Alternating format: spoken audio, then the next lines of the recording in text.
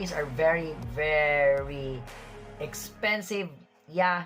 So that's why I go sometimes on the bootleg ones, but just for fun doing this kind of battles here on my YouTube channel. Not for competition. You cannot enter for competition with just a fake Beyblades. Okay?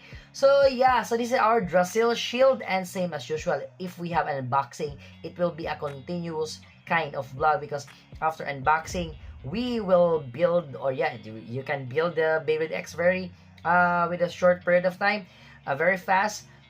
So after building it, we will have a spin test, then a test battles with other Beyblades or other Beyblade X, and then some other competitions, competitions or some battles with other fake and some original Beyblade X that we have here on our YouTube channel. Okay, so it's for now, guys. Thank you so much for watching. So if you like these kinds of videos and contents, please do consider to like, share,